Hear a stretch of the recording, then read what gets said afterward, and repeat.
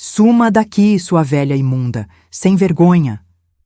A voz do meu Ricardo explodiu pela sala como um trovão em dia claro, despedaçando não apenas o silêncio tenso daquela tarde de domingo, mas também os últimos fios que ainda nos uniam como mãe e filho. As palavras saíram da boca dele com uma força que, no fundo, eu já esperava há meses.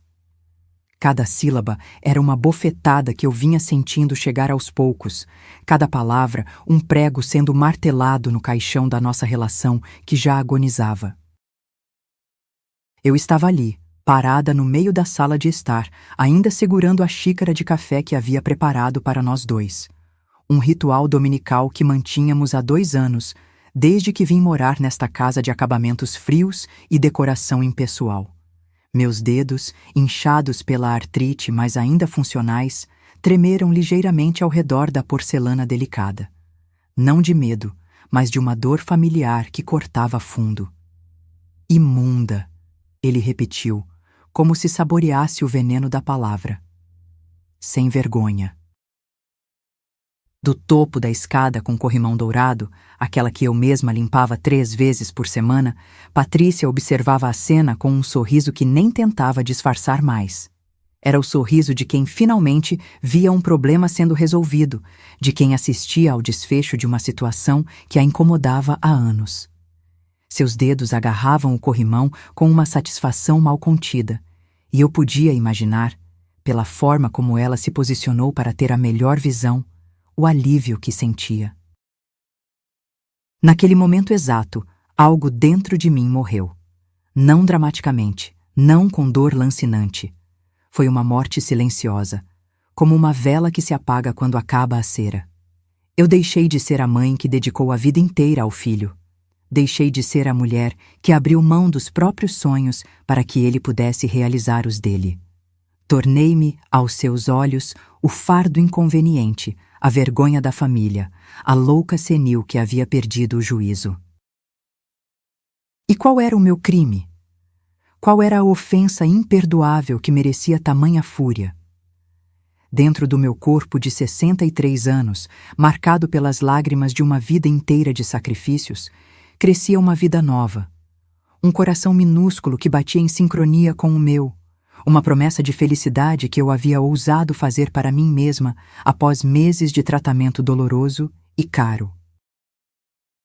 Uma vida que eu e Lucas, o homem que me ensinou que o amor pode florescer em qualquer idade, construímos através de um óvulo doado por uma mulher jovem e generosa, fertilizado com o esperma dele, implantado no meu útero por uma equipe médica especializada numa clínica particular em São Paulo. Para meu filho Ricardo, de 41 anos, essa decisão era a prova irrefutável da minha decadência moral, da minha falta de vergonha na cara, da minha completa desconexão com a realidade. Como eu ousava, aos 63 anos, querer ser feliz? Como eu ousava escolher o amor em vez da resignação? Como eu ousava decidir sobre o meu próprio corpo, a minha própria vida, sem pedir permissão a ele? Você me envergonha, ele continuou, a voz quebrando entre a raiva e algo que parecia desespero genuíno. Depois de tudo que eu fiz pela senhora, depois de lhe dar uma casa, conforto, segurança, e é assim que a senhora me paga, fazendo essa aberração? Aberração. A palavra ecoou pela sala de paredes claras e voltou para me atingir novamente. Meu neto de 8 anos, Miguel, apareceu na porta da cozinha com os olhos arregalados, segurando um copo de suco. O menino não entendia as palavras, mas sentia a tensão no ar como um animal sente a tempestade chegando. Patrícia desceu 2 degraus da escada e fez um gesto brusco para que ele voltasse para o quarto. Ricardo, tentei começar, mas ele não me deixou. Não me venha com desculpas. Não me venha dizer que é amor. Ele caminhou até onde eu estava, alto e imponente com seu terno de linho bege, o cabelo perfeitamente penteado, a barba aparada com precisão milimétrica. Era um homem bonito, meu filho. Bem-sucedido, respeitado na sua profissão de arquiteto, dono de uma empresa próspera. Tinha tudo o que sempre sonhei para ele. Mas olhando em seus olhos naquele momento, eu via o resultado de décadas de mimá-lo excessivamente, de nunca lhe negar nada, de criar um homem que acreditava que o mundo girava ao seu redor. A senhora perdeu o juízo completamente. Uma mulher da sua idade, na sua condição, fazendo essa palhaçada. E com quem? Com um pedreiro, um homem que poderia ser seu filho. A menção a Lucas fez meu sangue ferver. Podia falar mal de mim, podia me xingar, me humilhar, me expulsar. Mas Lucas era minha escolha, minha felicidade, meu companheiro. Era o homem de 33 anos que me olhava como se eu fosse a coisa mais preciosa do mundo, que segurava minha mão rugosa como se fosse feita de porcelana, que sussurrava, minha princesa, no meu ouvido fazendo-me sentir desejada outra vez. Ele tem nome, disse, com uma firmeza que surpreendeu até a mim mesma. E ele me ama. Amor? Ricardo riu, mas era uma risada sem alegria, sem vida. Uma risada cruel que me arrepiou dos pés à cabeça. A senhora acha que isso é amor? Uma mulher de 63 anos brincando de boneca com um homem desesperado atrás de uma aposentadoria estável? Acorda, mãe. Acorda para a vida. Foi a gota d'água. Durante toda a minha vida, eu havia aceitado ser diminuída, ser tratada como se minhas opiniões não valessem nada, como se meus sentimentos fossem menos importantes que os dos outros. Mas atacar Lucas, questionar o nosso amor baseado numa suposição completamente errada sobre nossa situação financeira, isso eu não podia permitir. Você não sabe nada sobre amor, Ricardo, respondi, colocando a xícara sobre a mesa de centro com um cuidado exagerado, como se fosse a coisa mais importante do mundo. Você casou por conveniência, vive numa casa que parece um consultório, trata a esposa como se fosse uma peça de decoração e os filhos como troféus para exibir para os colegas. Você não sabe o que é amar alguém de verdade. O rosto dele ficou vermelho, as veias do pescoço saltaram. Patrícia desceu mais alguns degraus, agora claramente interessada na briga. Era o momento que ela esperava há anos, a chance de me ver sendo colocada no meu lugar definitivamente. Como a senhora ousa falar da minha família, da minha vida? Ricardo cerrou os punhos, e por um momento pensei que ele fosse me bater, algo que, conhecendo seu temperamento explosivo desde criança, não seria completamente surpreendente. Eu construí tudo isso. Eu sou um homem respeitado, um profissional reconhecido. E a senhora quer destruir tudo por causa de um capricho senil. Não é capricho, respondi, levando instintivamente a mão ao ventre ainda discreto. É meu filho. A palavra filho caiu na sala como uma bomba. Ricardo recuou como se tivesse levado um soco. Patrícia cobriu a boca com a mão, os olhos brilhando com uma mistura de horror e fascínio mórbido. O silêncio que se seguiu foi denso, pesado, carregado de uma tensão que parecia física. Seu filho? Ele repetiu lentamente, como se estivesse testando as palavras na língua. A senhora está me dizendo que realmente está esperando uma criança? Sim, de 3 meses. Aos 63 anos. Sim, com um pedreiro de 33 anos. Com Lucas, o homem que eu amo e que me ama, e que, por sinal, ganha mais como empreiteiro especializado do que você imagina. Ricardo passou a mão pelo rosto, respirando fundo.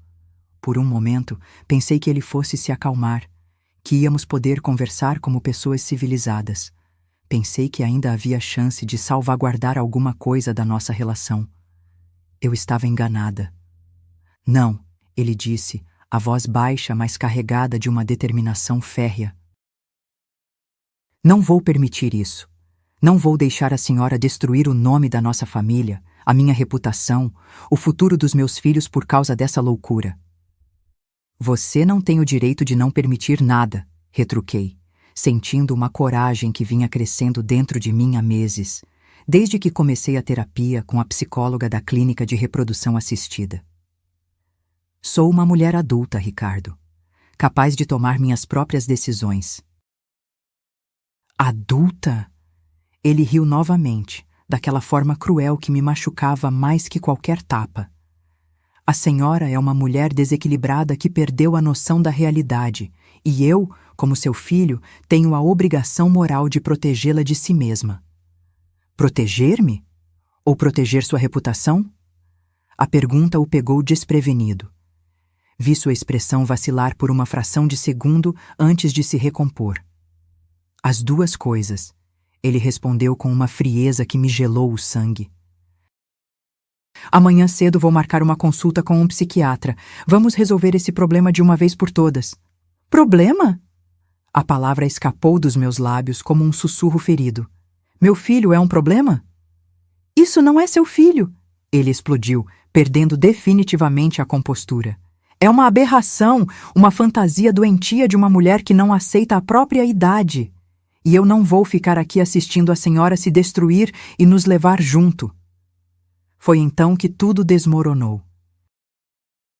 Todas as máscaras caíram, todas as pretensões de civilidade foram para o espaço. Ricardo me olhou com um desprezo tão puro, tão cristalino, que chegava a ser quase bonito em sua crueldade. Suma daqui! Ele gritou, apontando para a porta com o dedo trêmulo de raiva. Suma daqui, sua velha imunda, sem vergonha! Desapareça da minha frente! Não quero mais ver sua cara nesta casa. O eco das palavras ficou suspenso no ar como fumaça tóxica. Patrícia desceu o resto da escada, agora sem se esconder, um sorriso aberto de satisfação no rosto. Os netos apareceram na porta da cozinha novamente, assustados com os gritos. Miguel começou a chorar. Eu fiquei ali parada, no meio daquela sala onde havia passado 2 anos da minha vida tentando ser útil, onde havia cuidado dos netos quando eles ficavam doentes, preparado centenas de refeições, limpo cada centímetro até que brilhasse. Olhei ao redor, memorizando cada detalhe. O sofá de couro onde nunca pude sentar porque desforma as almofadas, o tapete que eu aspirava todos os dias, as plantas ornamentais que eu regava religiosamente. Não era a minha casa, nunca havia sido. Está bem, disse, com uma calma que me surpreendeu. Vou fazer as malas. Ricardo piscou, claramente esperando lágrimas, súplicas, uma cena dramática. Minha tranquilidade o desconcertou mais do que qualquer grito teria feito. Tem 1 hora para sair, ele acrescentou, tentando manter a autoridade na voz.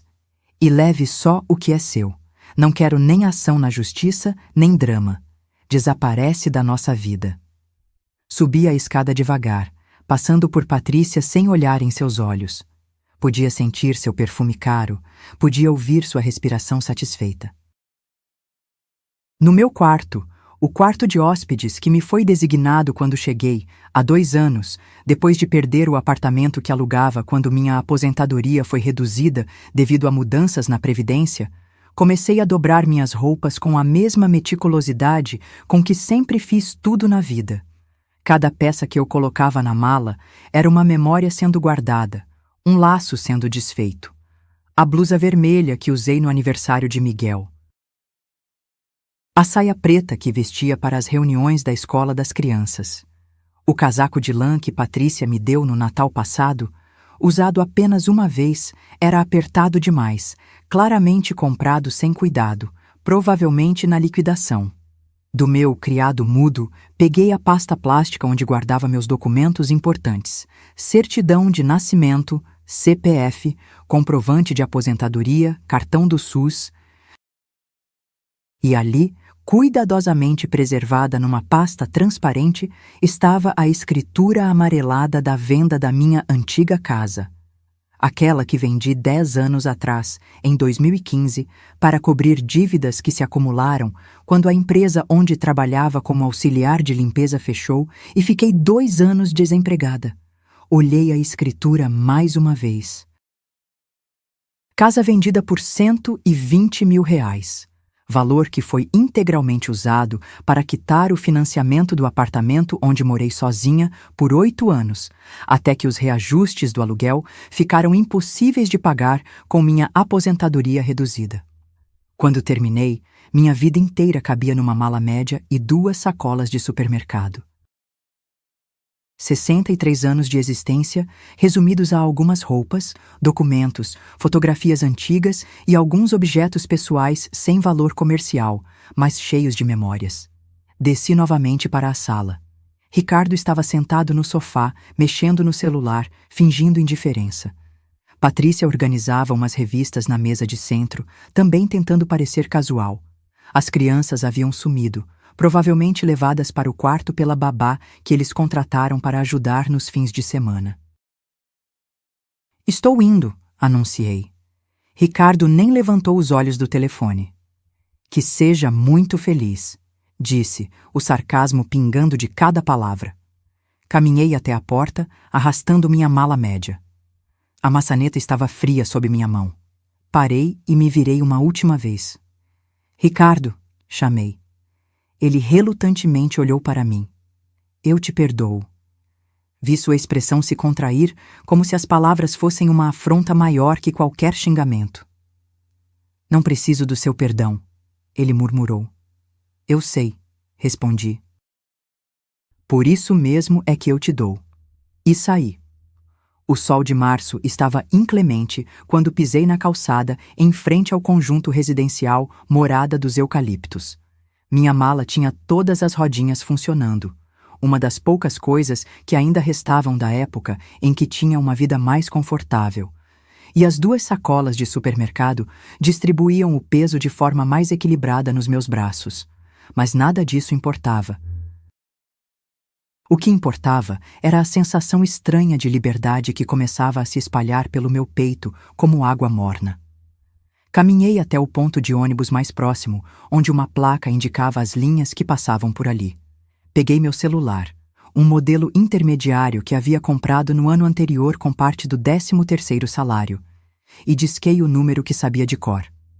As mãos tremiam ligeiramente, não de medo, mas de uma expectativa que me surpreendia.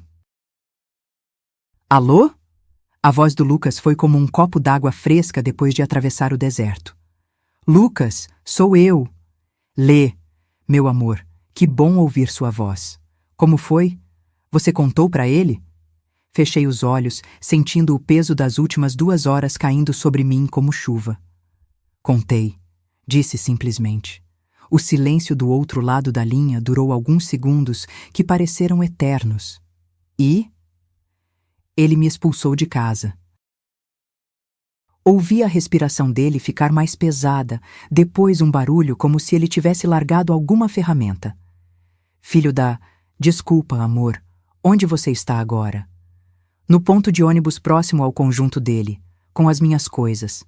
"Não saia daí. Estou terminando um serviço aqui no centro e vou te buscar. 15 minutos no máximo." "Lucas, você está trabalhando, não precisa..." "Letícia", ele me interrompeu, e havia uma firmeza na voz dele que eu raramente ouvia. "Estou indo buscar a minha família. Não se mexa daí." A ligação terminou e eu fiquei parada ali, segurando o telefone contra o peito. Minha família. Ele havia dito minha família. Pela primeira vez em 2 anos, alguém me incluía numa família de verdade. Sentei-me no banco do ponto de ônibus, observando o movimento da tarde. Um casal passava com um carrinho de bebê, conversando baixinho e rindo de algo que não pude ouvir. A mulher tinha mais ou menos a minha idade quando engravidei do Ricardo, uns 22 anos, mas estava radiante, com aquele brilho especial das grávidas felizes. Me perguntei se eu havia tido aquele brilho também, ou se a preocupação de criar uma criança sozinha havia ofuscado a alegria desde o início. 15 minutos depois, ouvi o ronco familiar da Hilux branca do Lucas. Era uma Toyota 2015, bem conservada, mas com sinais de uso profissional, alguns arranhões na caçamba, adesivos de empresas de material de construção no vidro traseiro. Não era bonita como os carros alemães de Ricardo, mas tinha personalidade, história, vida real. Lucas desceu do carro como um furacão. Estava com a roupa de trabalho, calça jeans, camisa social clara, botas de segurança, mas visivelmente preocupado.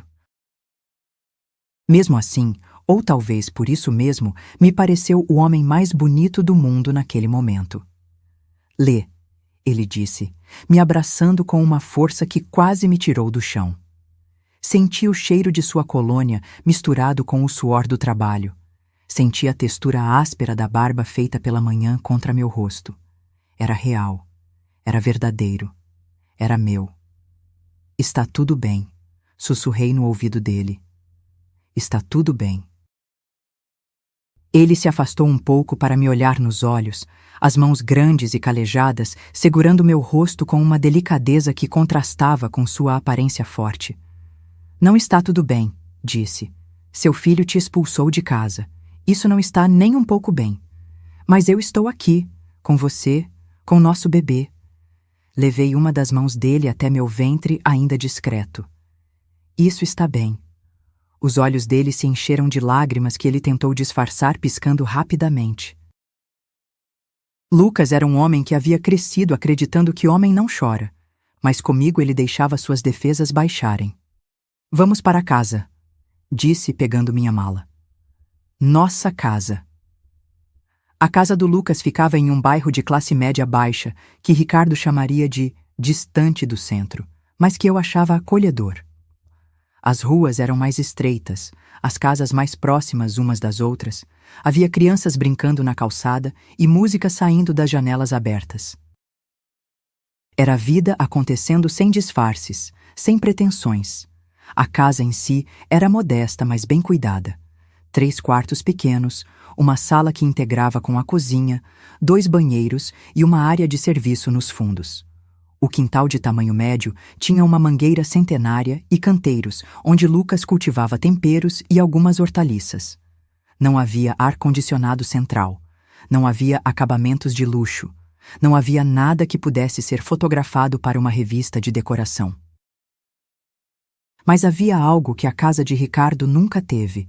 Havia amor. Sei que não é muito comparado com onde você estava morando, disse Lucas enquanto me ajudava a entrar com minha bagagem. Mas é nosso. Nosso. Mais uma vez aquela palavra mágica que Ricardo nunca usou comigo. Para ele, era sempre minha casa, minha família, minha vida. Eu era apenas uma hóspede tolerada, uma funcionária sem salário. É perfeito, disse, e era verdade. Lucas havia preparado o quarto principal para nós dois com um cuidado tocante. Havia colocado flores do jardim em um vaso sobre a cômoda antiga, havia trocado os lençóis por outros mais novos que claramente acabara de comprar. Na parede havia pendurado uma fotografia nossa, a primeira que tínhamos, tirada por um colega dele numa festa junina do bairro algumas semanas antes. Estávamos abraçados, sorrindo, parecendo um casal comum. Era a primeira foto onde eu aparecia verdadeiramente feliz em décadas. Lucas, comecei, mas ele levantou a mão. Deixa eu falar primeiro, disse, sentando na cama e puxando minhas mãos. Quando você me ligou hoje, meu chão sumiu. Eu senti um medo que nunca senti na vida. Medo de não dar conta, de falhar com você, com nosso filho. Medo de não conseguir te dar o conforto que você merece. Ele parou, respirou fundo e um sorriso começou a se formar em seus lábios. Mas aí você chegou aqui com essa força toda, com essa coragem de enfrentar o mundo, e a única certeza que eu tive é que não existe outro lugar no mundo onde eu queira estar. A gente vai dar um jeito, Lê. Juntos. Tenho dinheiro guardado, tenho trabalho garantido pelos próximos 6 meses, tenho uma casa quitada. Não vamos passar necessidade. Juntos. Mais uma palavra que eu havia esquecido que existia. Naquela noite, deitada na cama confortável mais simples, em lençóis que cheiravam a amaciante e cuidado, permiti-me chorar. Não de tristeza, mas de um alívio tão profundo que parecia doer. Chorei pelos anos que passei tentando ser a mãe perfeita para um filho que não me via como pessoa. Chorei pela mulher que eu havia sido e que morreu naquela sala fria. Chorei pela mulher que eu estava me tornando e que nascia ali, naquela casa pequena cheia de amor. Lucas não tentou me consolar com palavras vazias. Apenas me segurou, deixando que eu desaguasse anos de mágoa acumulada. Quando finalmente parei de chorar, ele sussurrou no meu ouvido: "Sabe o que eu mais amo em você, Lê?" "O quê?" "Você nunca desistiu de acreditar que merecia ser feliz, mesmo quando todo mundo tentou te convencer do contrário." Adormeci naquela noite com a mão dele sobre meu ventre, protegendo nosso bebê, protegendo nosso futuro. E pela primeira vez em anos, meus sonhos não foram atormentados por preocupações ou medos. Sonhei com uma criança de olhos brilhantes correndo pelo quintal ensolarado. Sonhei com domingos preguiçosos sem gritos ou tensões. Sonhei com uma vida simples, mas verdadeira. No dia seguinte, acordei com o cheiro de café e pão torrado. Lucas havia saído cedo para trabalhar em uma reforma no centro da cidade, mas deixou o café pronto e um bilhete na mesa da cozinha. "Bom dia, minha princesa. Te amo. Volto às 18 horas. L. Minha princesa." Ricardo nunca me chamou nem de mãe com carinho. Sempre foi a senhora, ou, quando estava de bom humor, mãe, dito de forma protocolar, como quem cumpre uma obrigação social. Passei o dia organizando minhas poucas coisas no armário que Lucas havia esvaziado para mim. Cada gaveta que eu abria, cada espaço que ele havia criado para mim, era uma declaração silenciosa de que eu era bem-vinda, de que aquela casa era realmente minha também. Explorei a casa devagar, conhecendo cada canto. Na sala havia fotos de Lucas com seus pais, falecidos há 5 anos em um acidente de carro. Fotos da época da escola, algumas com amigos. Numa estante simples, livros técnicos sobre construção civil misturados com alguns romances.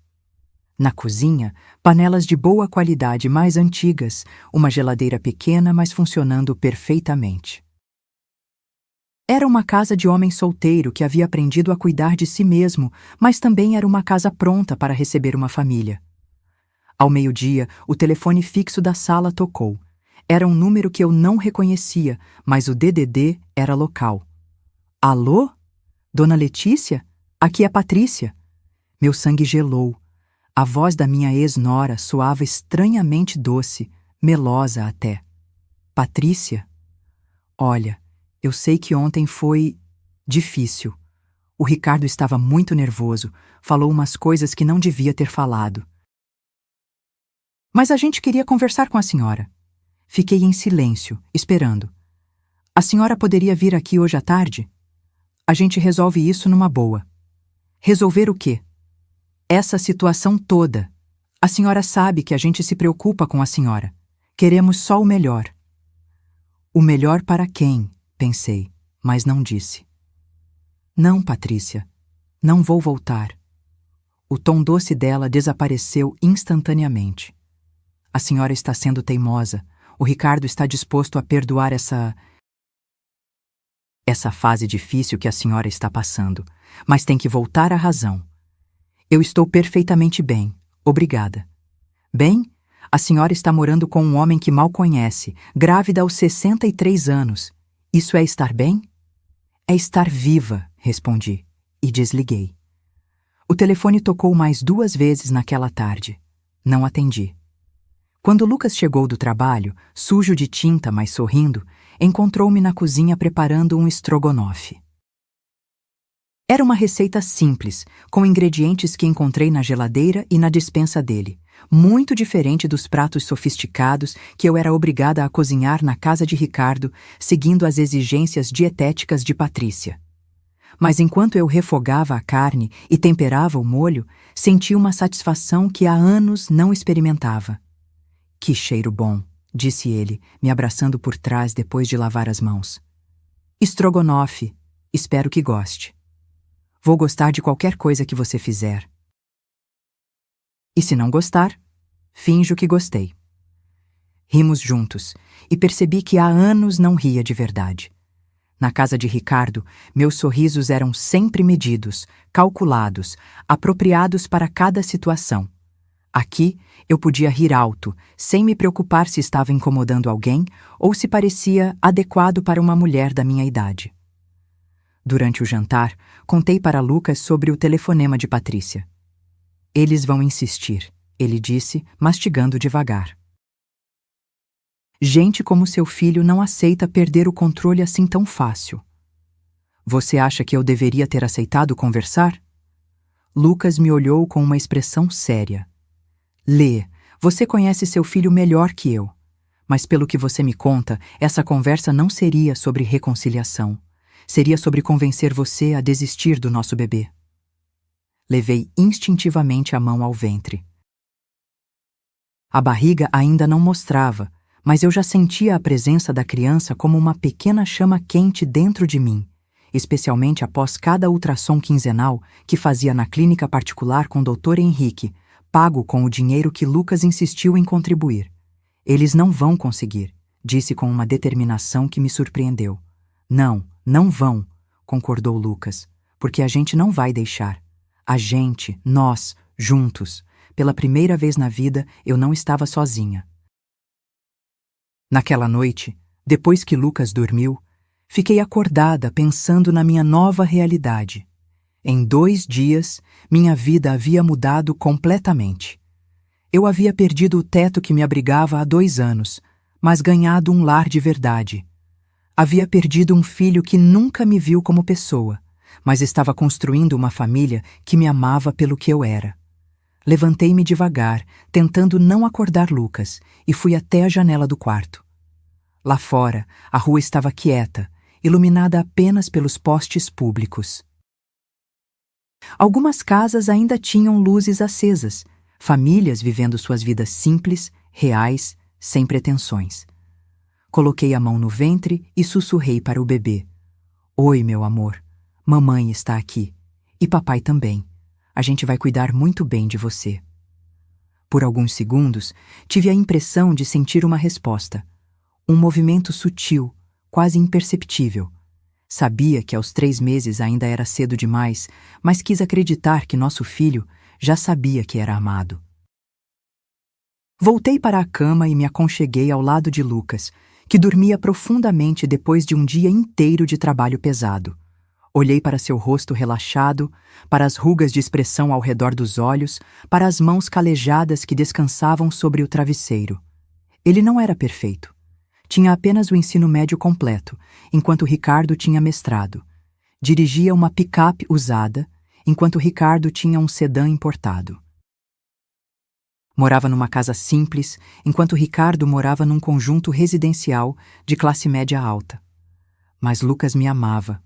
De verdade, sem condições, sem julgamentos, sem tentar me moldar no que ele achava que eu deveria ser. E isso, descobri naquela noite, valia mais que todo o conforto material do mundo.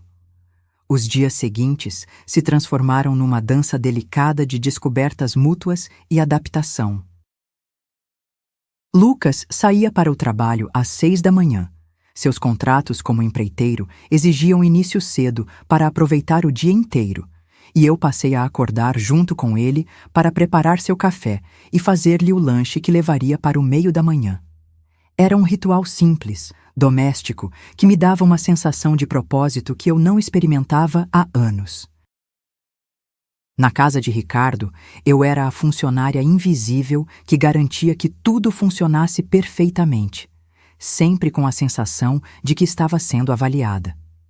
Aqui, eu era a companheira que cuidava do homem que amava porque queria, não porque era minha obrigação ou porque dependia financeiramente dele.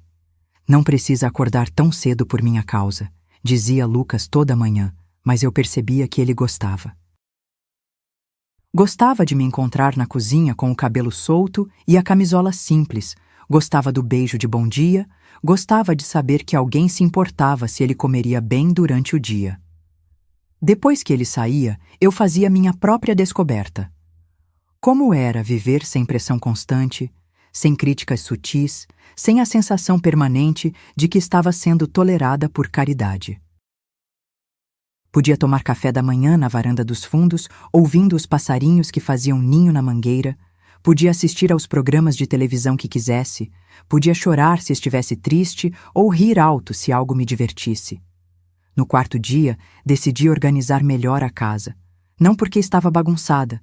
Lucas era surpreendentemente organizado para um homem que vivera sozinho nos últimos 6 anos, mas porque precisava fazer aquele espaço nosso de verdade. Comecei pela sala, movendo alguns móveis para uma disposição mais aconchegante, colocando minhas poucas decorações nos lugares vazios. Foi mexendo numa caixa de documentos que Lucas guardava no armário da sala que encontrei algo que me fez o coração disparar: uma certidão de óbito. O nome na certidão era Helena Ferreira da Silva. Data de nascimento: 15 de março de 1967. Data de falecimento: 23 de setembro de 2018. Helena tinha 51 anos quando morreu. Pelo sobrenome, deduzi que havia sido casada com Lucas, e pelas datas, calculei que ela morreu há mais de 6 anos. Quando ele chegou do trabalho naquela noite, eu estava na cozinha, mas minha cabeça estava longe dali. Lucas percebeu imediatamente que algo estava diferente. "Aconteceu alguma coisa?" perguntou, lavando as mãos na pia da área de serviço. "Encontrei uma certidão de óbito hoje", disse sem rodeios. "De Helena." Ele parou de esfregar as mãos, os ombros ficando tensos. "Ah." "Você foi casado." Lucas se secou devagar, evitando meu olhar. "Fui, por 15 anos. E nunca me contou." Ele finalmente me encarou e vi uma tristeza antiga em seus olhos. "Não é algo que eu goste de falar sobre. Ainda dói." "Ela morreu como?" "Câncer. No fígado. Foi rápido quando descobriram, mas muito cruel. 3 meses do diagnóstico até o fim." Senti uma pontada estranha no peito. Não era ciúme exatamente. Como ter ciúmes de uma mulher morta há mais de 6 anos? Mas algo parecido com insegurança, como se eu estivesse competindo com uma sombra. Vocês tiveram filhos?" "Tentamos. Por anos. Ela não conseguia engravidar, e na época não tínhamos dinheiro para tratamentos caros." Ele se encostou na pia, os braços cruzados. "Fizemos alguns exames básicos pelo SUS, mas nunca conseguimos ir além." Helena sempre dizia que quando nossa situação melhorasse, a gente tentaria fertilização, adoção, qualquer coisa. E quando ela morreu, eu jurei que nunca mais ia me apegar a nada nem ninguém. Achei que o destino estava me dizendo que eu não era feito para ser pai, para ter família.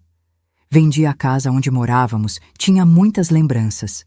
Comprei esta aqui e me fechei no trabalho. O silêncio pesou entre nós, como uma nuvem carregada. "Até você aparecer", ele continuou se aproximando de mim. "Você e esse bebê, vocês mudaram tudo. Me fizeram acreditar de novo que era possível ser feliz." "Lucas, se você está comigo porque sente que deve alguma coisa para Helena, ou porque ela queria filhos e você está tentando realizar o sonho dela através de mim?" "Não", ele me interrompeu segurando meu rosto. "Não é isso. Helena faz parte do meu passado e eu sempre vou amá-la por quem ela foi. Mas você é meu presente, meu futuro.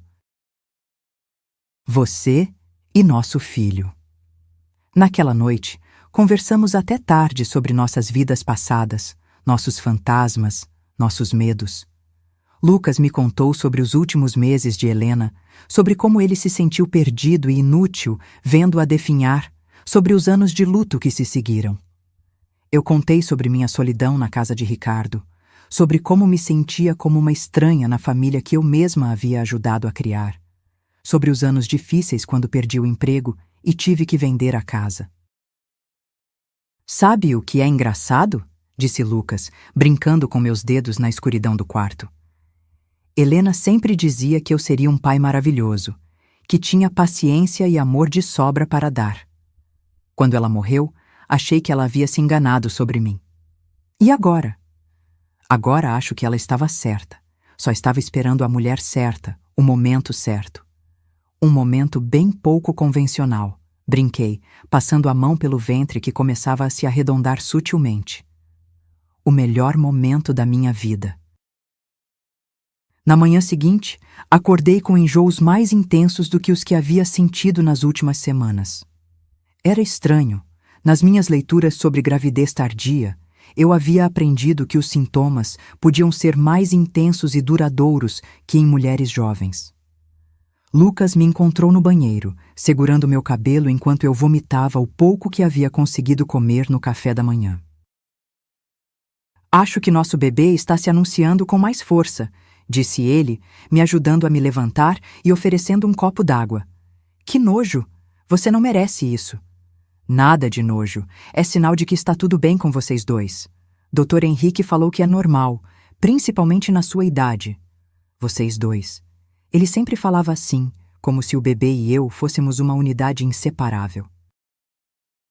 Era diferente de Ricardo, que sempre me tratou como se eu fosse apenas o recipiente temporário que carregava seu herdeiro há mais de 40 anos. Naquele mesmo dia, por volta das 10 da manhã, recebi uma ligação inesperada. Era Miguel, meu neto mais velho. Vó Letícia? A voz dele, pequena e confusa, partiu meu coração. Oi, meu amor. Como você conseguiu meu número? Peguei do celular da mamãe quando ela não estava vendo. Vó, papai disse que você foi embora porque ficou doente da cabeça. É verdade? A pergunta me atingiu como um soco no estômago. Usar as crianças como arma era algo que nem imaginava que Ricardo fosse capaz de fazer. Não, meu benzinho. Vovó não está doente. Vovô está bem e feliz. Mal, mas por que você não mora mais aqui com a gente? Como explicar para uma criança de 8 anos as complexidades do mundo adulto? Como fazer um menino entender que às vezes as pessoas que mais amamos são as que mais nos machucam? Às vezes, os adultos precisam morar em lugares diferentes, Miguel. Mas isso não muda o amor que tenho por você e pela sua irmã. Mamãe disse que você vai ter um bebê. É verdade? Fechei os olhos, imaginando como Patrícia havia apresentado essa informação para as crianças. É verdade, sim. Você vai ter um tio. Um tio bebê? A voz dele se animou pela primeira vez na conversa. Que legal! Posso conhecer ele? Claro que pode, meu amor, mas você tem que perguntar pro papai primeiro, tá bem? Ele não vai deixar. Ele disse que você virou uma pessoa má e que não podemos mais falar com você. A ligação durou mais alguns minutos, com Miguel fazendo perguntas que eu tentava responder sem falar mal do pai dele. Quando desliguei, estava chorando, não apenas pela dor da separação, mas pela raiva de ver uma criança inocente sendo usada numa guerra de adultos. Lucas me encontrou na sala quando chegou para o almoço, algo que ele sempre fazia quando trabalhava perto de casa. O que foi? Contei sobre a ligação, sobre as palavras do neto, sobre como Ricardo estava manipulando as crianças para me punir. Que tipo de homem faz isso? Perguntou Lucas, a voz carregada de indignação genuína. Que tipo de pai usa os próprios filhos assim? O tipo que sempre conseguiu tudo na vida através de manipulação, respondi, enxugando os olhos. Ricardo aprendeu cedo que se não conseguisse o que quisesse pela bondade, conseguiria pelo medo ou pela chantagem. E eu, que sempre cedia a essas táticas, ensinei a ele que funcionavam. E como você criou um homem assim? A pergunta me pegou desprevenida. Fiquei em silêncio por alguns momentos, revirando as memórias, tentando entender onde havia errado. Acho que tentei compensar a ausência do pai, disse finalmente. Sempre disse sim quando deveria ter dito não. Sempre protegi quando deveria ter deixado ele enfrentar as consequências. Achei que se eu desse tudo a ele, se eu me sacrificasse o suficiente, ele me amaria do jeito que eu precisava ser amada. E funcionou? Criei um monstro, admiti, a voz quebrando. Um homem que acha que o mundo gira ao redor dele, que as pessoas existem para servi-lo, que amor é posse e controle. Lucas se sentou ao meu lado no sofá simples, mas confortável, e me puxou para seu colo como se eu fosse uma criança assustada. Você não tem culpa pelos erros que ele comete agora, Lê. Ele é um homem adulto de 41 anos, As escolhas são dele. Mas as crianças vão crescer achando que eu as abandonei. Talvez não. Talvez um dia elas entendam. E mesmo que não entendam, você fez a escolha certa. Você escolheu viver sua própria vida em vez de definhar numa situação que estava te matando por dentro. Naquela tarde, enquanto Lucas voltava para o trabalho, não consegui me concentrar em nada. Fiquei pensando nas minhas escolhas, nos caminhos que tomei, nas pontes que queimei. Era doloroso demais admitir, mas no fundo eu sabia que Lucas estava certo. Eu havia passado a vida inteira tentando comprar o amor das pessoas através do sacrifício, e tudo o que consegui foi me transformar numa versão menor de mim mesma. Resolvi sair para caminhar pelo bairro, conhecer melhor o lugar onde agora vivia. Era uma região residencial antiga, com casas de padrão médio, algumas pequenas lojas de bairro, uma praça com playground onde mães levavam seus filhos para brincar. Diferente do conjunto residencial de Ricardo, aqui as pessoas se cumprimentavam na rua, crianças brincavam nas calçadas, havia vida comunitária real. Parei numa padaria pequena, mas cheirosa para comprar pão fresco para o jantar. A dona, uma senhora de uns 60 anos, me cumprimentou com simpatia. A senhora é nova no bairro? Sou sim, vim morar com meu companheiro ali na Rua das Paineiras. Ah, o Lucas, que rapaz bom. Ficamos todos muito tristes quando a Helena morreu. Ele ficou meio isolado depois disso. Imagino. Mas que bom que ele encontrou alguém. A gente via que ele estava muito sozinho. Ela me olhou com curiosidade respeitosa. A senhora tem filhos? Instintivamente, levei a mão ao ventre que começava a se mostrar sob a blusa mais justa. Estou esperando. E que maravilha! Lucas deve estar nas nuvens. Ele sempre quis muito ser pai. A conversa simples, casual, me fez perceber como era diferente ser aceita numa comunidade sem julgamentos, sem sussurros, sem olhares de reprovação.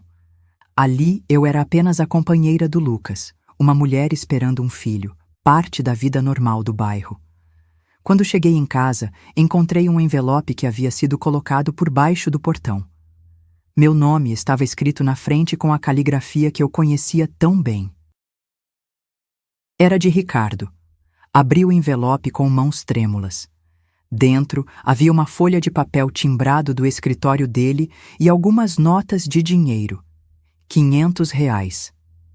Mãe, sei que a senhora deve estar passando dificuldades financeiras. Este dinheiro é para cobrir suas necessidades básicas até a senhora recuperar o bom senso. Marquei uma consulta com o Dr. Carlos Eduardo Mendes, psiquiatra renomado, para quinta-feira às 14 horas. O endereço está anotado atrás da folha. Se a senhora comparecer e seguir o tratamento recomendado, estou disposto a custear todas as despesas médicas necessárias para resolver sua situação. Não posso permitir que continue com essa farsa que só vai trazer sofrimento para todos. Ricardo. Li a carta 3 vezes, sentindo uma mistura de raiva e tristeza. Até naquele momento, Ricardo ainda tentava me controlar através do dinheiro e da chantagem emocional. Ainda me tratava como se eu fosse uma criança irresponsável que precisava ser levada de volta ao caminho correto. Rasguei a carta em pedaços pequenos e guardei o dinheiro. Se ele queria me dar R$ 500, eu aceitaria. Não por caridade, mas como uma pequena parte do que eu merecia pelos anos de trabalho gratuito na casa dele. Quando Lucas chegou naquela noite, me encontrou cozinhando com uma determinação que ele não havia visto antes. Aconteceu alguma coisa? Ricardo mandou uma carta, disse, servindo o jantar. R$ 500 e a proposta de me internar com um psiquiatra. E nada. Rasguei a carta e guardei o dinheiro. Se ele quer contribuir para o sustento do irmão dele, aceito de bom grado. Lucas riu, me abraçando por trás. Estou orgulhoso de você. Por quê? Por estar aprendendo a não ser vítima das manipulações dele. Naquela noite, enquanto Lucas dormia ao meu lado, fiquei acordada sentindo os primeiros movimentos reais do nosso bebê. Pequenos tremores que poderiam ser confundidos com gases, mas que eu sabia que eram nosso filho se anunciando. Coloquei a mão no ventre e sussurrei: "Oi, meu amor. Mamãe está aqui, e não vou deixar ninguém fazer mal a você." Pela primeira vez, desde que descobri a gravidez, senti uma paz profunda. Não importava o que Ricardo fizesse, não importava quantas cartas mandasse ou quantos psiquiatras quisesse que eu consultasse. Eu havia encontrado minha força, minha voz, meu lugar no mundo. E esse lugar era ali, naquela casa simples, com o homem que me amava de verdade, esperando o filho que escolhemos ter juntos. O 5º mês de gravidez chegou trazendo mudanças que iam muito além do meu corpo. Minha barriga já era claramente visível, redonda e firme, como uma promessa feita em carne e osso. Os enjoos matinais haviam diminuído significativamente, substituídos por uma energia renovada e um apetite que me surpreendia. Lucas dizia que eu estava radiante, e pela primeira vez na vida eu realmente me sentia bonita aos olhos de alguém. Foi numa manhã de quinta-feira, quando Lucas estava numa obra em São Vicente e voltaria apenas no final da tarde, que recebi uma visita inesperada. O portão rangeu e pela janela da sala vi uma figura familiar caminhando pelo pequeno jardim da frente. Era Dona Carmen, minha antiga vizinha da época em que morava no apartamento alugado, antes de ir para a casa de Ricardo. "Letícia, meu Deus, é você mesmo?" Corri para abrir a porta, o coração disparando. Carmen tinha 67 anos, cabelos completamente brancos presos num coque baixo, e o mesmo sorriso doce que eu lembrava dos tempos em que éramos vizinhas. "Dona Carmen, como me encontrou?" "Ah, minha filha, cidade pequena é assim mesmo. A filha da dona da padaria me contou que você estava morando aqui com o Lucas. Vim te fazer uma visita." Enquanto preparava café, Carmen olhava ao redor da casa pequena com curiosidade respeitosa. "Você está bem, Letícia? Soube que você se desentendeu com seu menino." "Mais que desentendimento", disse, servindo o café numa xícara simples, mas limpa. "Ele me expulsou de casa." "E é verdade que você está esperando o nenê?" "É verdade", confirmei, passando a mão pela barriga que já não podia mais esconder. "De 5 meses." Carmen se sentou pesadamente numa cadeira, como se as pernas tivessem perdido a força. "Meu Deus do céu! E o Ricardo realmente te pôs para fora por causa disso?" Me pôs xingando. Me chamou de velha imunda e disse que eu era uma aberração. "Esse menino perdeu o juízo, depois de tudo que você fez por ele." Carmen balançou a cabeça indignada.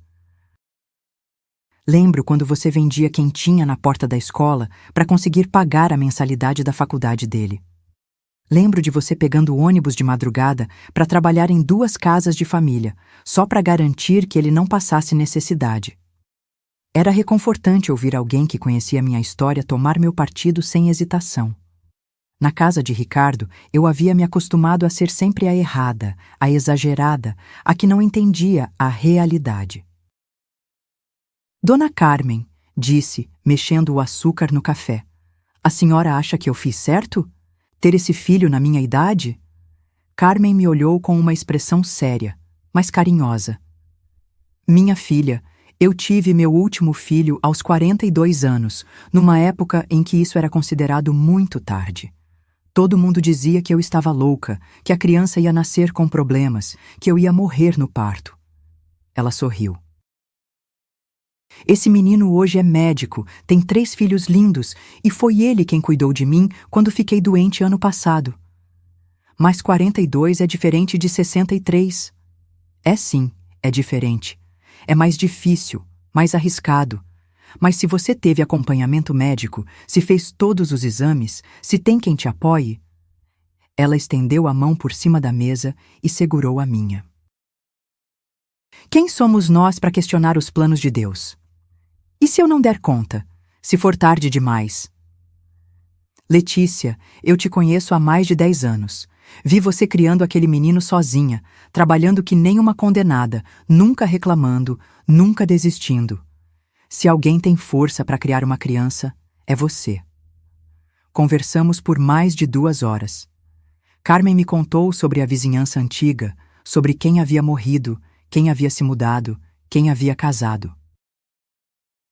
Me falou sobre seus próprios filhos, 4 ao todo, o mais novo sendo aquele médico que nascera quando ela era velha.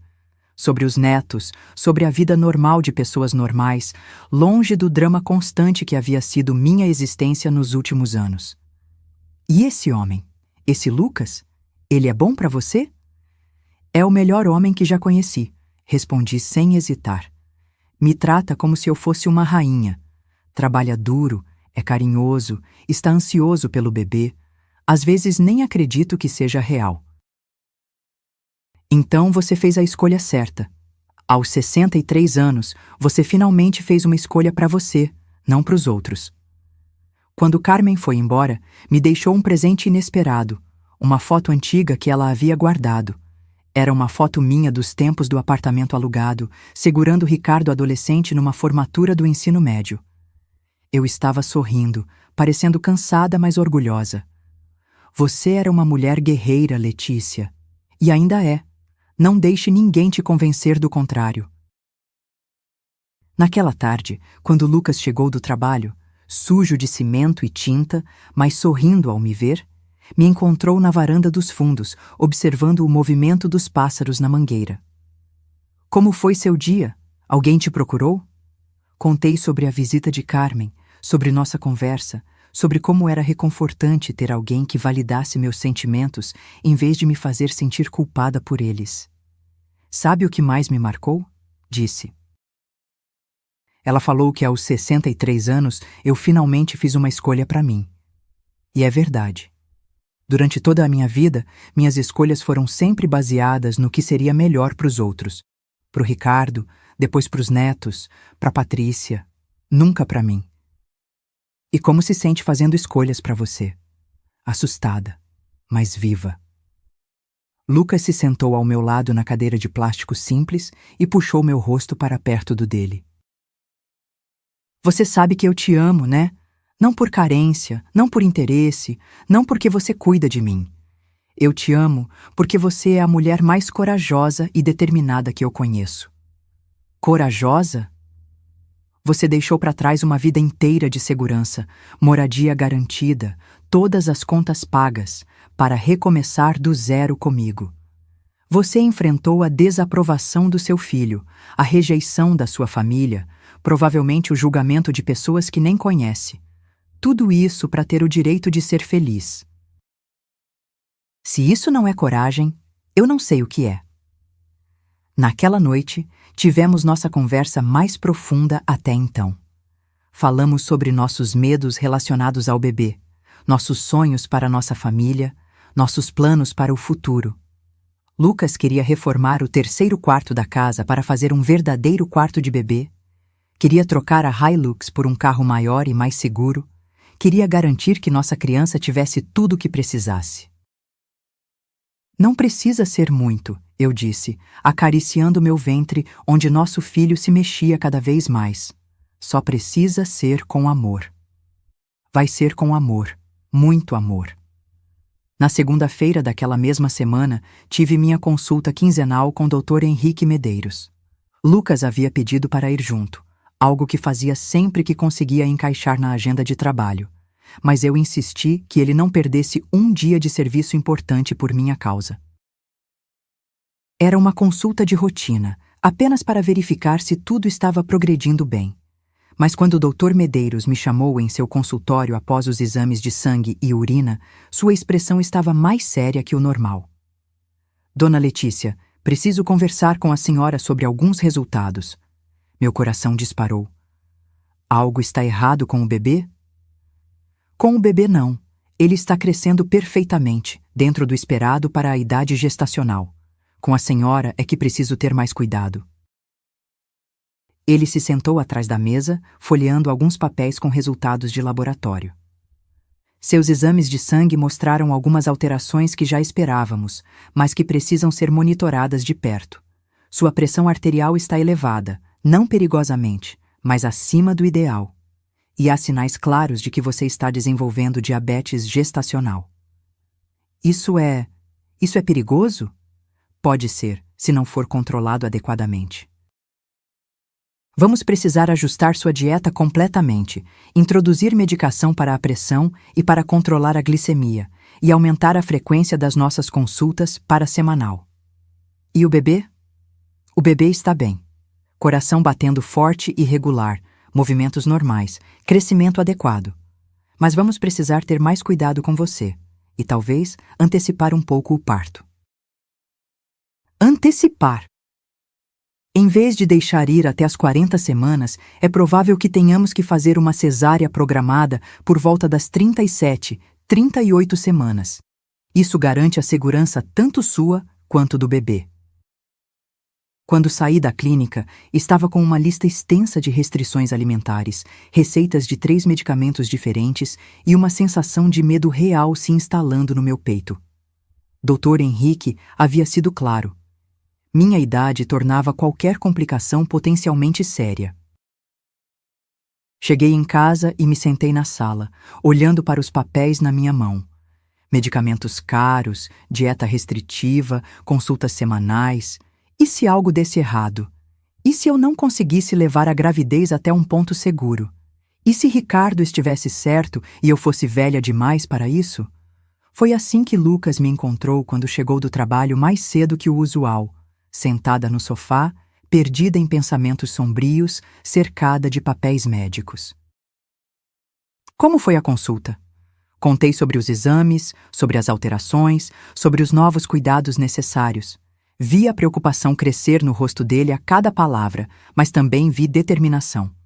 Vamos enfrentar isso juntos, disse, sentando ao meu lado. Quanto custam os remédios? Lucas, não precisa... Quanto? Olhei nas receitas. R$ 250 por mês, fora as consultas semanais. Sem problema. Tenho uma obra grande que vai render bem e posso pegar uns extras nos fins de semana. E se algo der errado? Se eu não conseguir? Lucas se ajoelhou na minha frente, segurando minhas mãos com firmeza. Se algo der errado, a gente enfrenta juntos. Se precisar de repouso, eu cuido de você. Se precisar de hospital, eu levo. Se precisar de remédio caro, eu compro. Mas desistir? Desistir não é opção. Ele pousou a mão no meu ventre, onde nosso filho parecia reagir ao som da voz do pai. Esse aqui é nosso filho, Lê. Nosso milagre. E milagres não acontecem para quem desiste na primeira dificuldade. No dia seguinte, comecei a nova rotina. Dieta sem açúcar, sem sal em excesso, sem frituras. Medicamentos 3 vezes ao dia. Medição de pressão toda manhã e toda noite. Caminhadas leves pela manhã, repouso à tarde. Lucas reorganizou completamente a rotina da casa para me apoiar. Começou a acordar mais cedo para preparar meu café da manhã especial. Deixou de aceitar trabalhos que o mantivessem fora por mais de 8 horas. Instalou um aparelho de pressão na casa e aprendeu a usá-lo. Você não precisa fazer tudo isso, eu disse numa manhã, vendo-o preparar meticulosamente minha refeição sem sal. Não estou fazendo por obrigação, ele respondeu, me dando um beijo na testa. Estou fazendo porque vocês dois são a coisa mais importante da minha vida. Na quinta-feira daquela semana, o telefone tocou durante a tarde. Era um número que eu não conhecia. Alô? Letícia, aqui é Patrícia. Dessa vez ela não tentou disfarçar a hostilidade. O que você quer? Soube que você está com problemas de saúde, pressão alta, diabetes. Como ela sabia? Só havia contado para Lucas e para Carmen. Problemas controlados, respondi secamente. Letícia, você não acha que já passou da hora de parar com essa fantasia? Você está colocando sua vida em risco por causa de um capricho. Não é capricho, é meu filho. É uma irresponsabilidade. Uma mulher da sua idade, com pressão alta, com diabetes, você está sendo egoísta. Egoísta. A palavra me atingiu como um tapa. Egoísta? Sim, Egoísta com sua própria vida, egoísta com esse homem que você está iludindo, fazendo ele acreditar que vai dar tudo certo, egoísta com essa criança que pode nascer com problemas por causa da sua teimosia.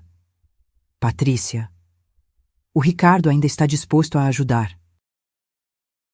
Ele pode pagar os melhores médicos particulares, um tratamento seguro e discreto para resolver isso antes que seja tarde demais. Você só precisa ser sensata pela primeira vez na vida. Resolver, repeti. Que palavra interessante. É a palavra certa. Resolver antes que vire uma tragédia. E se eu não quiser resolver? Então você vai ter que arcar com as consequências sozinha. Porque quando tudo der errado, e vai dar, não venha procurar a gente pedindo ajuda. Desliguei sem responder. Mas as palavras dela ficaram ecoando na minha cabeça como um veneno lento. Egoísta, irresponsável, teimosa. Naquela noite, quando Lucas chegou em casa, me encontrou preparando o jantar com uma determinação que ele não havia visto antes. Aconteceu alguma coisa?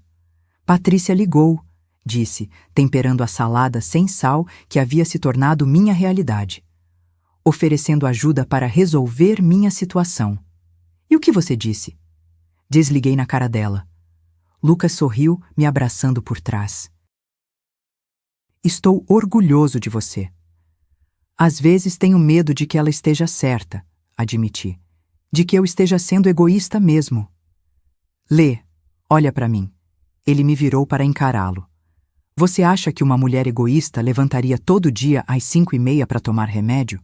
Faria dieta rigorosa, abriria mão de tudo que gosta de comer, tomaria injeção na barriga todo dia para o bebê crescer saudável? Isso não é egoísmo. Isso é uma mãe fazendo tudo o que pode pelo filho. Talvez ele tivesse razão. Talvez o que eu estivesse fazendo não fosse teimosia ou capricho, mas sim o instinto maternal mais puro, o desejo de proteger e nutrir a vida que crescia dentro de mim.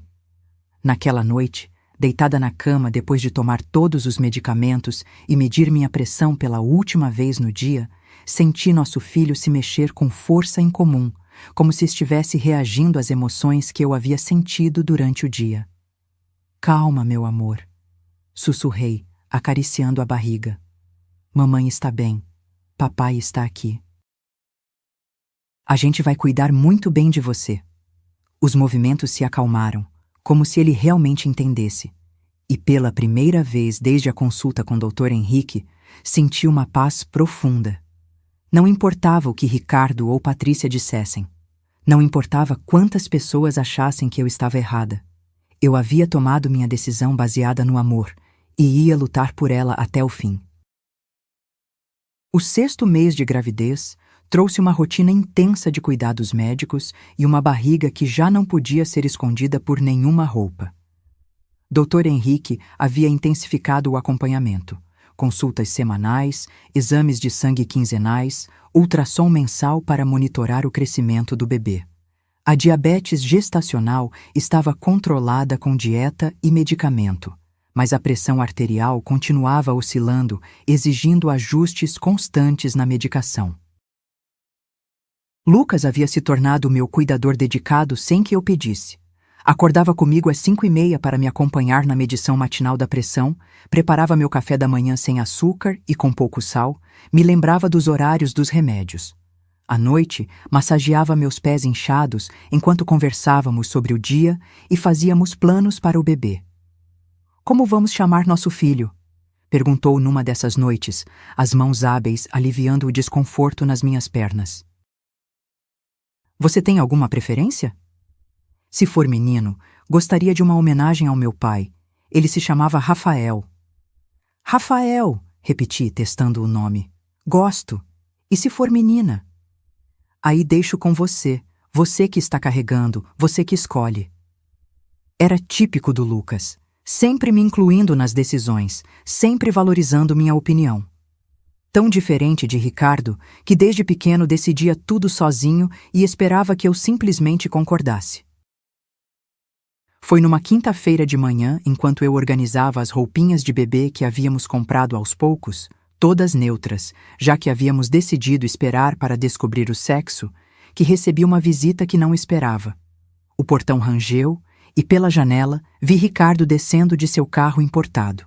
Estava elegante como sempre, terno cinza, sapatos brilhantes, cabelo perfeitamente penteado. Mas havia algo diferente no seu porte, uma hesitação que eu não estava acostumada a ver. Abri a porta antes que ele tocasse a campainha. Ricardo, mãe.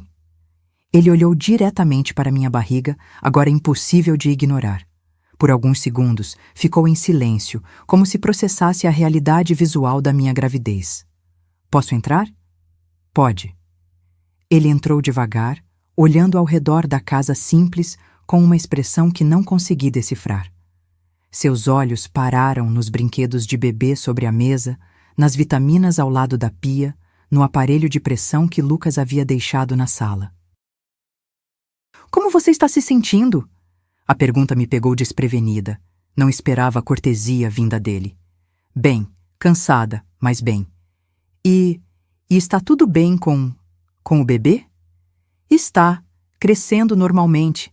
Mexe bastante. Como se tivesse ouvido a conversa, nosso filho escolheu aquele momento para dar um chute forte, fazendo minha barriga se mover visivelmente. Ricardo arregalou os olhos. Ele está se mexendo? Está. Quer sentir? A pergunta saiu da minha boca sem que eu pensasse.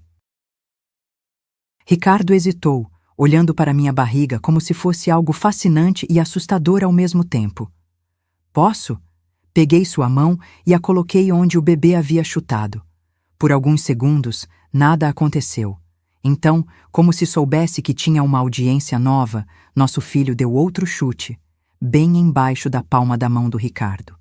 Vi lágrimas se formarem nos olhos do meu filho mais velho, algo que eu não via desde que ele era adolescente. Meu Deus, sussurrou. É real. É realmente real.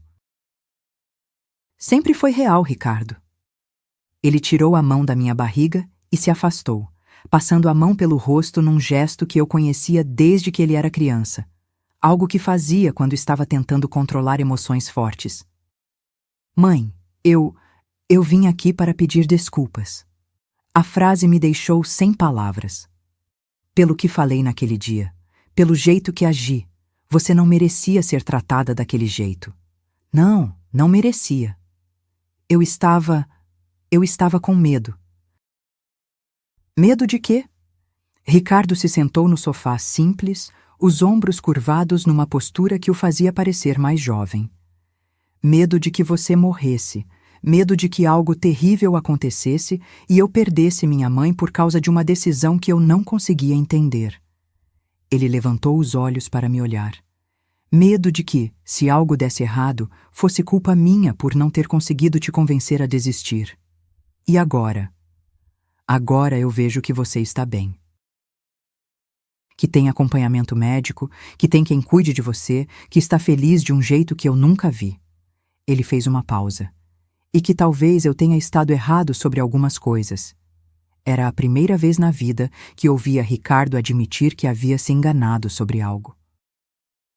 Que tipo de coisas? Sobre você ter direito de escolher sua própria vida.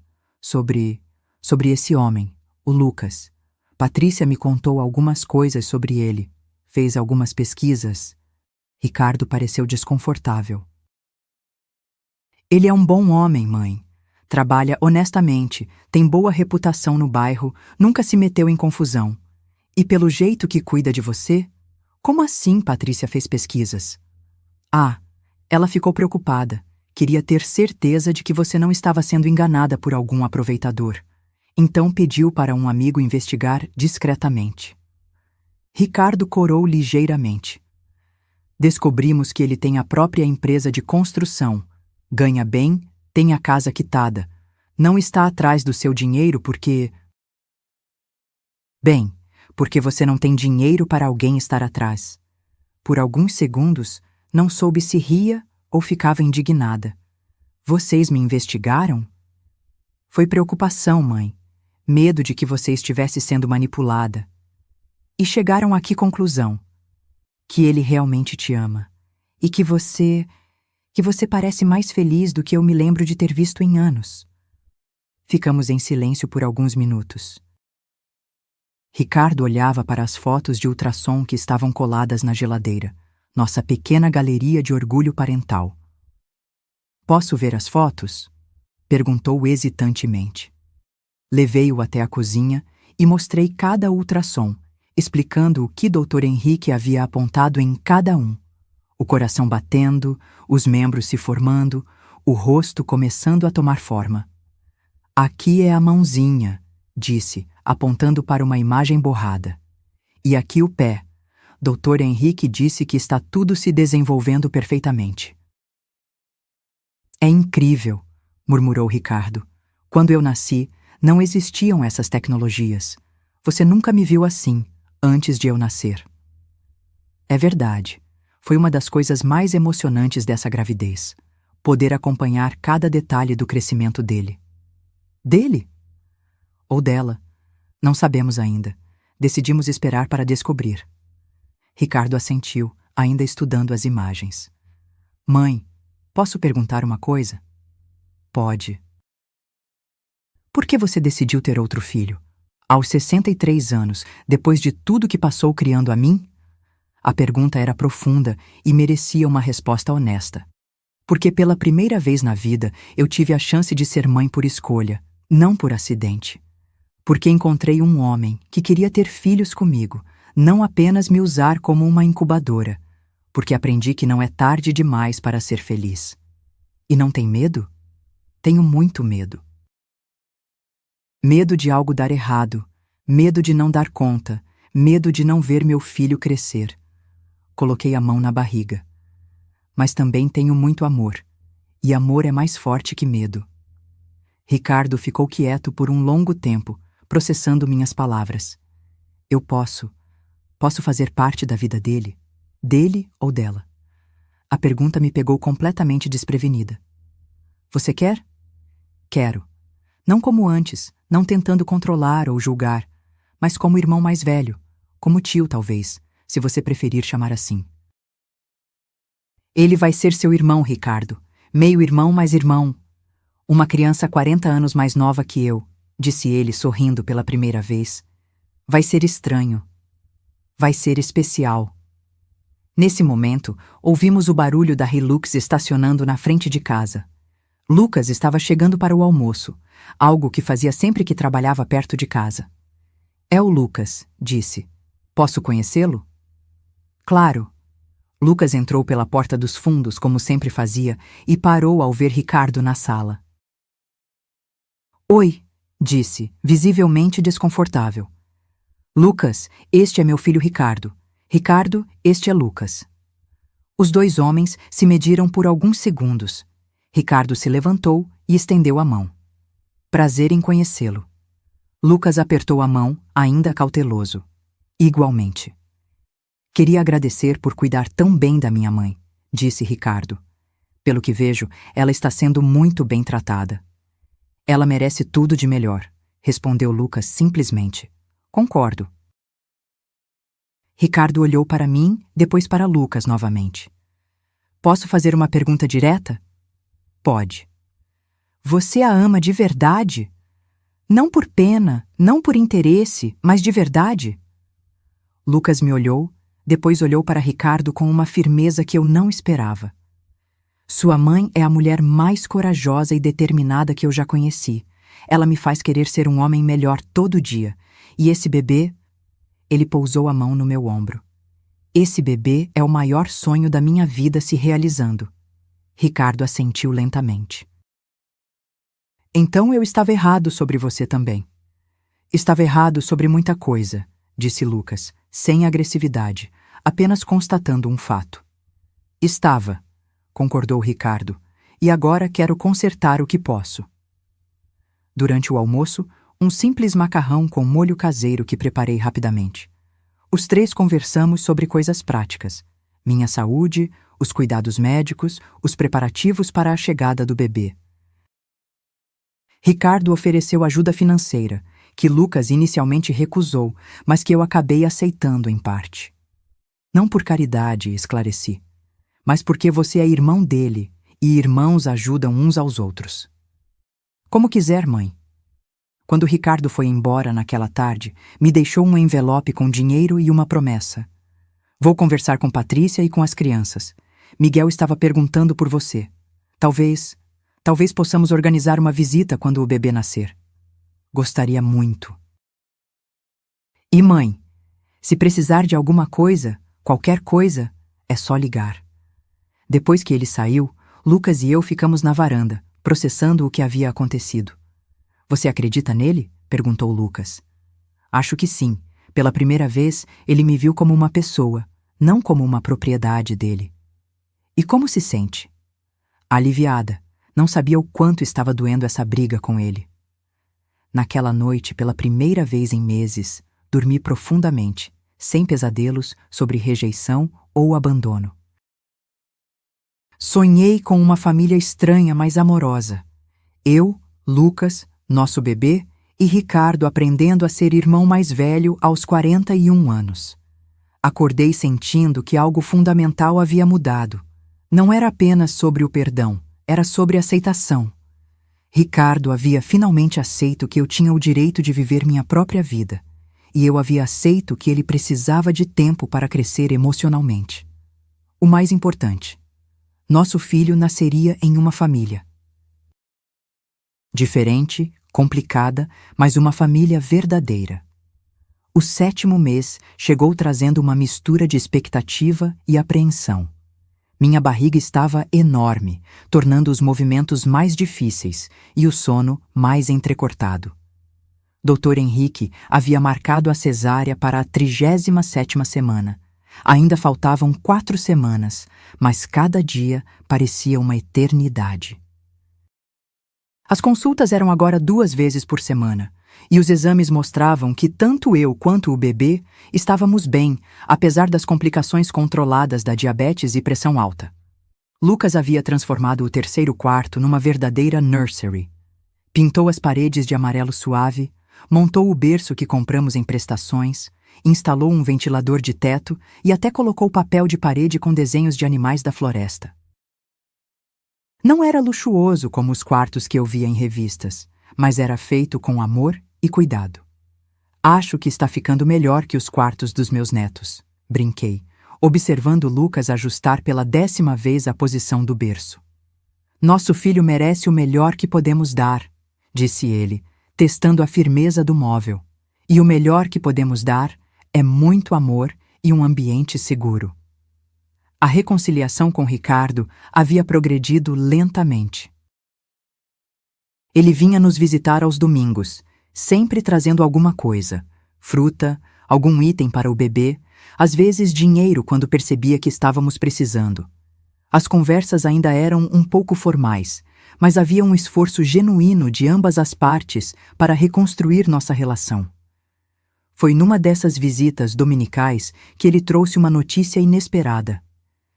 Mãe, tenho uma coisa para te contar. O que é? Conversei com as crianças. Expliquei a situação de uma forma que elas pudessem entender. Miguel está ansioso para conhecer o tio bebê.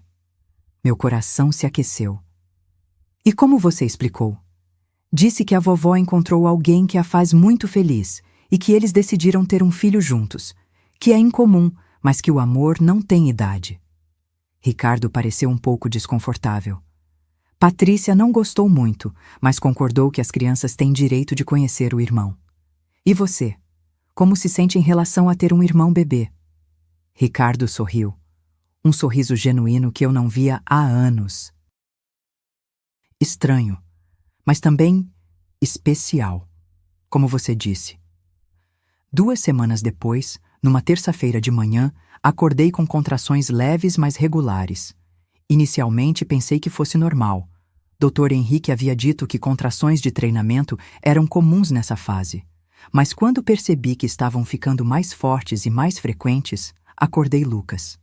Acho que chegou a hora, disse, segurando a barriga durante uma contração mais intensa. Lucas saltou da cama como se tivesse levado um choque. Agora? Mas ainda faltam 2 semanas. Bebês não seguem cronograma, respondi, tentando manter a calma. Liga para o Dr. Henrique. A correria que se seguiu foi uma mistura de pânico organizado e eficiência. Lucas ligou para o médico, que nos orientou a ir imediatamente para o hospital. Pegou a mala que estava pronta há semanas, me ajudou a me vestir e ligou para Ricardo no caminho. Sua mãe está entrando em trabalho de parto. Estamos indo para o Hospital Santa Casa. O hospital era uma instituição particular de médio porte, onde o Dr. Henrique tinha convênio. Não era o mais luxuoso da cidade, mas tinha boa reputação e uma UTI neonatal bem equipada, algo que tranquilizou Lucas quando escolhemos onde fazer o parto. Na sala de pré-parto, enquanto os enfermeiros faziam os preparativos para a cesárea, segurei a mão de Lucas com força. Está com medo? Perguntei. Apavorado, admitiu. E você? Também, mas é um medo bom. É medo de quem tem algo muito importante acontecendo. Dr. Henrique chegou meia hora depois, já paramentado para a cirurgia. Como estão se sentindo os papais? Nervosos, disse Lucas. É normal. Dona Letícia, pelos exames da semana passada, tanto a senhora quanto o bebê estão em perfeitas condições.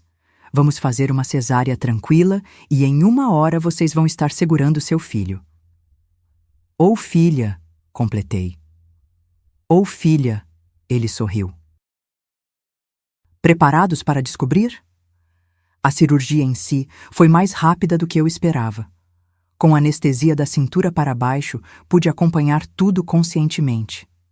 Lucas estava ao meu lado, segurando minha mão e sussurrando palavras de encorajamento. Já estou vendo a cabeça, disse Dr. Henrique. Cabelo bem pretinho. E então, às 14h32 de uma terça-feira ensolarada de março, nosso filho nasceu. É um menino, anunciou o médico, levantando uma criança pequena, mas perfeita. E olha só que choro bonito!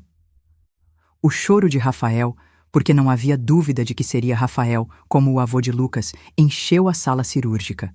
Era um choro forte, saudável, indignado, o som mais bonito que eu já havia ouvido. Ele está bem? Perguntei, tentando ver meu filho através das lágrimas. Perfeitamente bem. 2,8 kg, 50 centímetros. Para um bebê de 35 semanas, está excelente. Quando colocaram Rafael nos meus braços, pela primeira vez na vida, eu entendi o que significava amor incondicional. Aquele serzinho pequeno, enrugado, com o rosto vermelho e os punhos cerrados, era meu filho. Não por acidente, não por obrigação, mas por escolha deliberada e amor puro. Oi, meu amor, sussurrei. Finalmente chegou. Lucas estava chorando sem tentar se esconder. Lágrimas grossas escorriam pelo seu rosto enquanto ele olhava para nós dois. Ele é perfeito, disse, a voz embargada. Completamente perfeito. Rafael abriu os olhos, escuros como os do pai, e nos olhou com aquela curiosidade intensa dos recém-nascidos. Por um momento, pareceu que ele estava nos reconhecendo, nos catalogando como seus pais. Bem-vindo à família, Rafael, disse Lucas, tocando delicadamente a mãozinha do filho.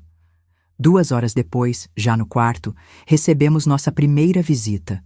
Ricardo chegou com um buquê de flores e uma expressão nervosa. Como vocês estão? E o bebê? Todos bem, respondi.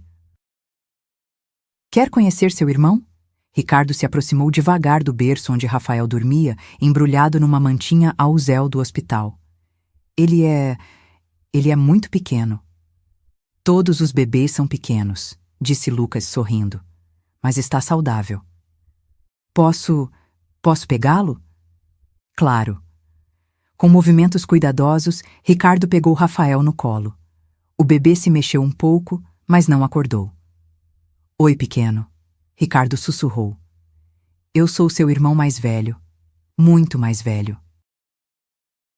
Vê-los juntos, meu filho de 41 anos, segurando meu filho recém-nascido, foi uma das imagens mais tocantes da minha vida. Ele se parece com você quando era bebê, disse para Ricardo. Mesmo? Mesma testa, mesmo formato de orelha. Você também era cabeludo assim. Ricardo sorriu, um sorriso cheio de ternura que eu não via desde que ele era criança. Obrigado, disse de repente. Pelo quê? Por me dar um irmão, por me ensinar que nunca é tarde para mudar. Por ser corajosa o suficiente para escolher ser feliz. Nos dias seguintes, estabelecemos uma rotina no hospital. Lucas dormia numa poltrona ao lado da minha cama, acordando comigo para as mamadas noturnas. Ricardo vinha todos os dias após o trabalho, sempre trazendo alguma coisa útil. Fraldas, roupinhas, comida caseira que Patrícia havia preparado para mim. Patrícia está mesmo cozinhando para mim? Perguntei surpresa. Está. Disse que mulher que acabou de dar à luz precisa se alimentar bem. Ele pareceu um pouco constrangido. Ela ainda não concorda completamente com suas escolhas, mas reconhece que você foi corajosa. No quarto dia, Dr. Henrique nos deu alta. Rafael está ganhando peso adequadamente, mamando bem, todos os reflexos normais. E a senhora, Dona Letícia, está se recuperando muito bem da cirurgia. Podem ir para casa. A volta para casa foi um marco. Lucas havia decorado a sala com faixas de Bem-vindo Rafael, feitas à mão. Vizinhos que eu mal conhecia vieram cumprimentar e conhecer o bebê. Dona Carmen, da padaria, trouxe um bolo e ficou emocionada ao segurá-lo. Que bênção, disse. Uma criança sempre é uma bênção. Uma semana após chegarmos em casa, recebemos uma visita que me surpreendeu. Era Miguel, acompanhado de Ricardo. Posso conhecer meu tio? Perguntou o menino, os olhos brilhando de curiosidade. Claro, meu amor. Miguel se aproximou do sofá onde eu estava com Rafael no colo. Ele é bem pequeninho, observou. Menor que minha irmã quando ela nasceu. É porque ele nasceu um pouquinho antes da hora, expliquei. Mas está crescendo bem. Posso tocar nele? Pode sim. Miguel tocou delicadamente a mãozinha de Rafael, que imediatamente agarrou seu dedo.